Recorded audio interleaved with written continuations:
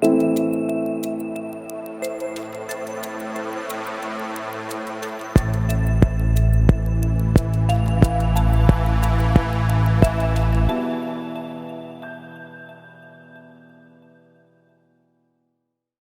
back to the pod sessions at the Buzz Conference in Burlington in a beautiful sunny Thursday. I'm sitting here with Sam Hewit, the manager of Royal LePage Signature, a firm with 3 offices, 1,500 agents in what is one of the busiest and I would say deepest organizations for Royal LePage in the GTA. And you've been leading the charge on agent development for the last, well, since I started. You were practicing real estate when I started, and we saw this shift for you getting into leadership and development of our colleagues, our brethren, our sisterin in the business for the last decade. 13 years. 13 years and going. Gosh. Tell me what you're seeing right now, Sam, as the leading solution you're providing. What is the number one talk you're having with our agents that are on the ground right now? Yeah, it's a great question. I think for sure right now, the biggest thing for people is just this concept of perseverance. You know, full well, the market has changed dramatically. Unit volume has changed dramatically. I've had agents that have been in the business for 25 years come in and say to me, this is the hardest year I've ever been through.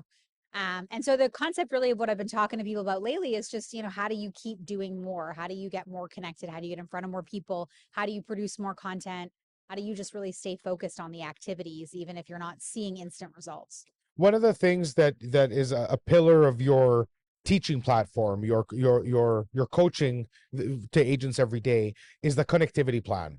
That's something that we've adopted into our team a long time ago when you first put it out.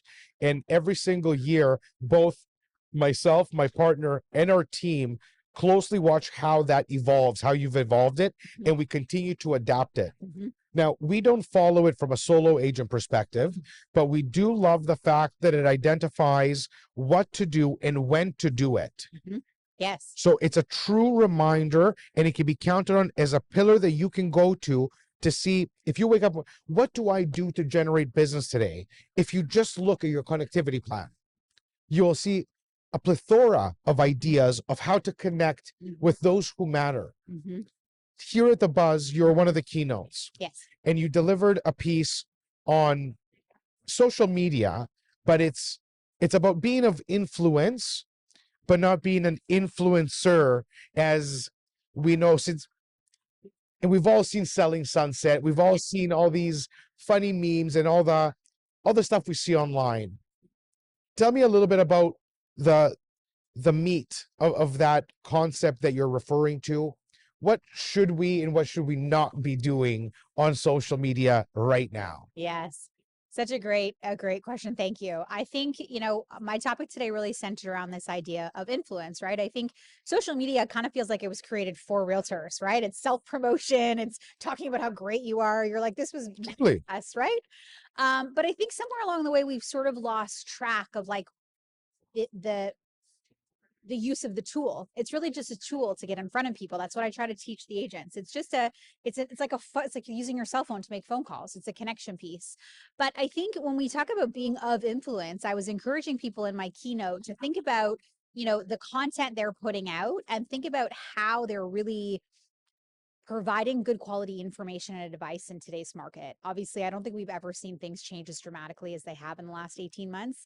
And there's a lot of consumers out there that are thinking, "What I don't know, what I don't know. I don't even know." They don't know how to interpret. They don't. They don't know how to interpret the data. And so, you know, I told people, number one, being professional involves not posting those silly memes. Look, as a realtor, sometimes I look at them and I laugh. I think they're kind of funny sometimes. But I'm not sure in today's market, if in any market, but in today's market, I'm not sure you really want to be posting memes making fun of buyers and sellers. I think it's distasteful, but especially right now, given our climate, a lot of people are struggling financially. People can't afford their mortgages. There are plenty of comments on Facebook pages I'm on with anonymous posts of like, should I sell my house because I can't afford the payments, but I don't have the money to fix it up? What do I do? Do I downsize? I can't stay in the same school district. And so I think, you know, the pillar of the conversation started with this idea of like, you got to be a true professional today. So a true professional takes into account having the empathy and foresight to not use your platform as an entertainment platform. Correct. So if social media truly has become as a tool as a phone has, although you can go on to entertain yourself if you so choose to, Yes. your own page should be reflective of the color and temperature of the market. Correct. Making sure that the audience, instead of trying to make my colleagues giggle but insult my clients, some of those little mistakes that we see out there that can cost you significant business. They matter now more than ever, because from 2021 until today, we have 77,000 less ends. 2023, the first part of the year, from 2021, the first part of the year. And the realtor population has grown in that time. So if you're a realtor listening and you're like, man, this has been a really hard year for me, it's not your opinion, that's the facts.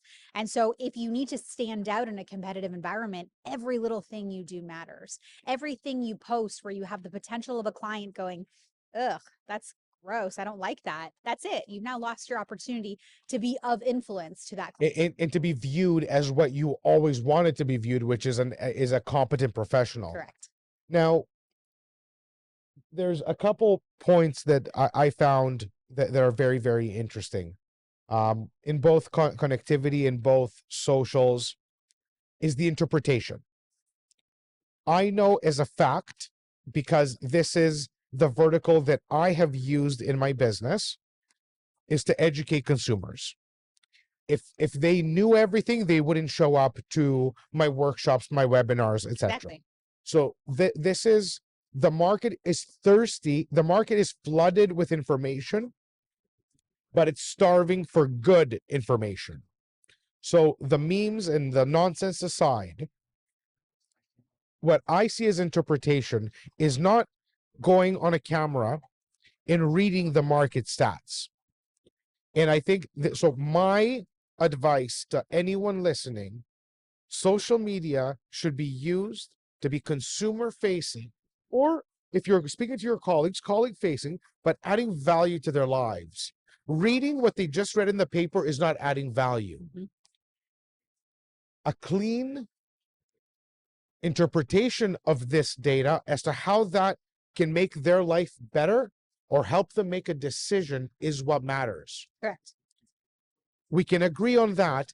How does one do it? So taking tactical to practical, what is your advice of how to deliver market stats to the consumer facing audience? So you definitely have to be on video.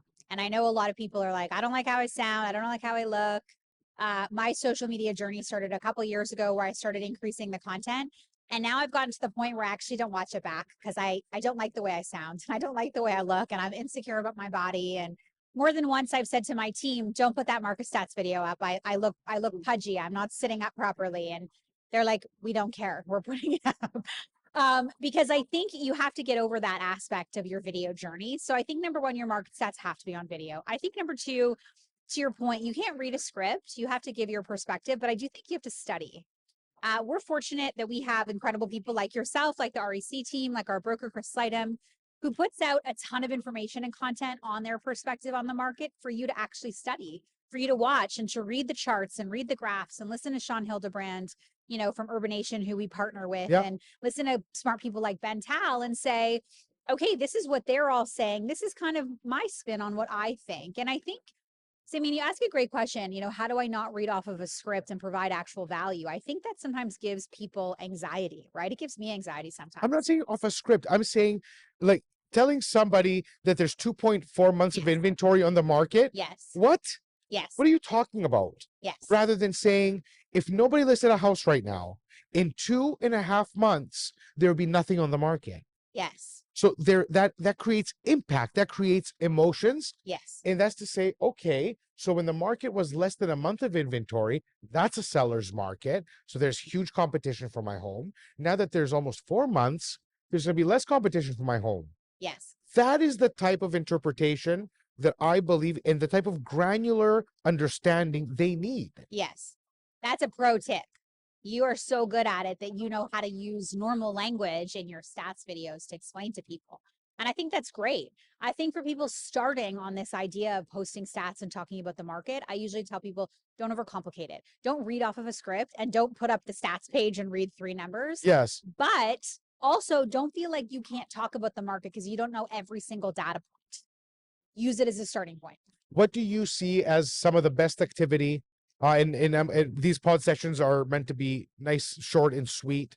But I want to steal just one more of your insights. What do you believe is the single best activity from all the things that you teach that an agent can implement this fall to see results this spring? Can I have two? You can have two. You can have Can I have two? So number one is CMAs. So sending out a market evaluation for the homeowner's property to them unsolicited. So I know you live in, do you live in Oakville? No. I'm in Mississauga. Mississauga. That. I was in Oakville. Yes. So you live in Mississauga, you live at 123 Main Street. I send you a little video. Hey, Simeon. Hey, Caroline, how's it going? Hope the kids are having a great start back to school. Thought you'd be interested. This is what's been selling on your street in the last 60 days. Market's changed dramatically. If you have questions about this or you want some more information, I'd love to chat.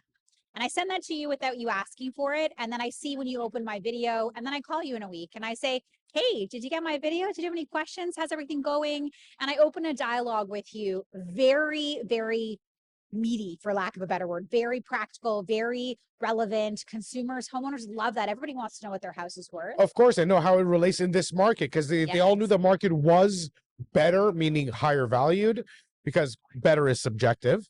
Yep. Depending if you're buying or if you're selling. Yep. So the market was at a white hot space. Yep. They would love to know what their home is worth and how that affects their equity.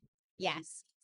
I think the challenge is that the real pros don't shy away from the fact the market has changed. The amateurs are like, ooh, this isn't as good as it was a year ago, so I'm not going to send it. The pros are like, no, I'm going to get in front of this. I'm going to explain to people they've made their value of their home has tripled during COVID. Sure, it's come off 10%. And it's not necessarily for them to sell it. If I were to send a video to Sam Hewit, I'd be Sam. I know I haven't spoken to you in a few months, but when we sold you this home in 2017, you bought it for $500,000. I know it was up to maybe even $2 million during COVID, but right now you're sitting at a solid 1.7, and that's phenomenal. Not for you to sell, but if you have any questions regarding where things are at in this market, just let me know. Yes. As a matter of fact, there's a few opportunities that I may want you to take a look at, not only to not sell. So I'm not calling with an agenda. I'm calling to help and check in. So is that your number one? Like create That's the number one.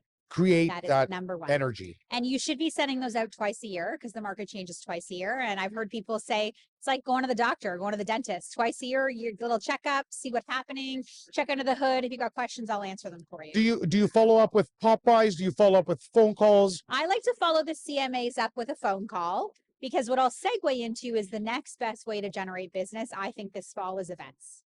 And so when I talk about the connectivity plan, I have a whole long session. I know we don't have time today to cover it, but in my long session where I talk about the connectivity plan, I talk about the importance of weaving in real estate related content or stuff and non-real estate stuff. So you don't want to be a talking head. You don't want to be the person that talks about real estate. So I send a CMA this month. It's September. Followed up with a phone call, maybe beginning of October, check in on you. And then in November, I would do an event. I would do family photos is a hugely successful, hugely popular one with people. The Christmas photos or the fall photos? You could do fall photos if your database doesn't celebrate any kind of holiday. You could just do like a fall scene with some pumpkins and, fall. Beautiful. You could do holiday without the Christmas tree and without the Santa. Santa's gone up in price during COVID a little bit. Some people are like to have Santa. But again, then it's a non-real estate, very family oriented, non-salesy, come out, see you. People love that stuff. And when I get realtors over the hump of appreciating how much people love it, then they're like, I can't believe I doubted you for so long. This is the best thing I do in my database for my clients. So that's my two CMAs on video and an event this fall. And if you do all of those things, you call every person in your database, you try to see them face to face, maybe you do a holiday pop by, you will be busy in 2024. 100%. No question. So probably even have a better year. Our top agents are still performing on par with any other year because of their strong referral networks and because they continuously do the right thing. I have personally noticed an overall, I would say almost 40% volume decline, which is in line with the amount of transactions. Yep. So I know that we're firing on all cylinders. It doesn't feel nice to do less business, but it feels great to know that we're on par, that our clients are with us, and we're actually acquiring more market share as we Yes. go. Yeah. Sam, you work for one of the biggest offices in the country. I appreciate and thank you for your insight. All of you heard this laser clear. You need to get in front of your database this fall and follow up throughout the few months if you are looking for a solid and productive spring. This is our business. Don't expect to make a phone call today and sell property today. Not if you're a real professional. A professional sets up their pipeline months in advance. All of us like a quick piece of business, but a real business, a predictable business, is always with a solid foundation. Sam, thank you for your time. Thanks for having me. Appreciate it. Anytime.